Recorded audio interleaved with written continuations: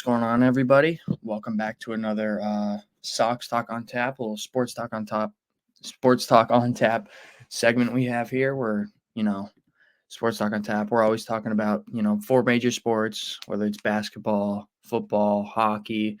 Here we got baseball, baseball exclusive segment, and so today we're kind of just going to be recapping the games from yesterday. I know it's Sox Talk on Tap, but there was no Red Sox game yesterday. It was a getaway day, or get to Cincinnati day, if you want to call it that, because they got Cincinnati tonight. But we can take a look at some of the scores, and for anyone who keeps up on just MLB scores in general, they saw this big fat, depending on what team you're a fan of, beautiful score or ugly score. But this for me was beautiful, seeing the Yankees kind of get smacked around after all the fans were calling for, hit Gunnar Henderson in the head.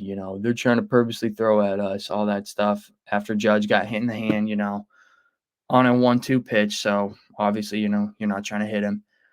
But Yankees fans kind of got what was coming to them, and just an absolute Orioles beatdown on the Yankees ace, too. This was his first really bad outing of his excuse me. Of his young career, or of really the season. But I think they got him out early in the second inning. He gave up 7 runs. They were just hammering the ball all over Yankee Stadium. Yankees still got some of their numbers. Judge still got his homer. So, there you go, Yankees fans. You can have your little celebration hoorah. But this was a very ugly beatdown, and it was, I believe, the night before. Orioles also put up like 8 runs on them. I know it was in extra innings, but they kind of were hammering the ball over the place that game too. So Yankees, hopefully you can figure it out. I mean, you brought back Garrett Cole, and he looked pretty solid, but Aaron Boone pulled him, I believe, like early in the 5th. I think he only recorded 4 innings, but I don't know. You might need him to save you now, because your pitching hasn't been looking stable really since the Dodgers series, when they kind of hit you around, because then the Sox hit you around. Now the Orioles are hitting you around. So you guys are going to have to turn it around, because the Orioles are right up your neck. I think they're only game and a half out. I know Jake and I did the standings yesterday, but I can't remember off the top of my head. But in other news, Jake, unfortunately, your Twins, lost in extra innings yesterday. They fought back, tied up the game, but, just couldn't hold on in extras against the Rays. But, you can't win them all. Like we always say, can't win them all. Dodgers got back on track after losing to the Rockies. Walk off to the Rockies 2 nights ago. Gavin Stone picks up the win. Then we got the Royals picking up the win against, the lowly, soon-to-be Sacramento A's. Sacramento A's, then Las Vegas A's. And another cool thing that I'm hoping MLB fans watched was the Rickwood Field game between the Cardinals and the Giants. This game was really well done by Fox. They had, the old-time score bug to make it look like the Rickwood Field score bug. They had all over the field. You could see, when cameras were panned out there, they had old school Gatorade ads, Budweiser ads.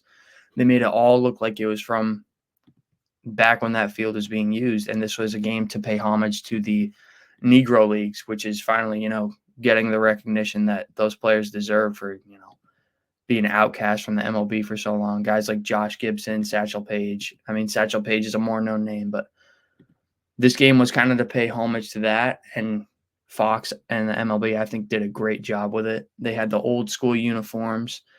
They even had, an inning where they broadcast the game as if it were from the 50s, with the black and white behind home plate over the top camera. So it was really cool to watch. I thought it was a really cool game to watch, and it ended up being a really good game that went the Cardinals' way. People were kind of saying juice balls because, the guys were hitting pop-ups that were going to the warning track, or I believe Heliot Ramos. Yeah, he hit a home run that if you watch the replay, it looked like a pop-up.